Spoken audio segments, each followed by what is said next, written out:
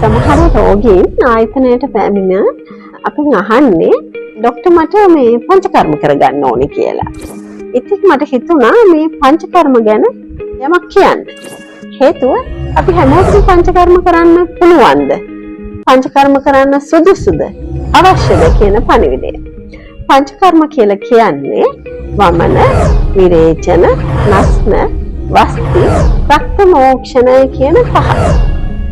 ඉතින් මේ පංචකර්ම විදි සිදු කරන්නේ එක් රෝග තත්ත්වවලට. නස්න කර්මය ගැන කතා කරද්දී දසරුවෙන් උඩ රෝග තත්ත්වවලට පිරිසිදු කිරීම සඳහා නස්න කර්ම කරනවා කියන එක තමයි පොත්පත්වල සඳහන් වෙන්නේ.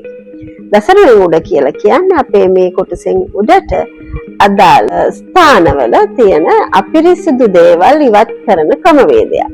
එහිදී අපි තෙල් ගැල්වීම, සම්බාහන ක්‍රම, තැවීම සිදු කිරීමෙන් පසුවයි අනවශ්‍ය දේවල් ඉවත් කිරීම සිදු කරන්නේ. අනවශ්‍ය සෙම වගේ කොටස් ඉවත් කිරීම කරන්නේ ඉන් පසුවයි.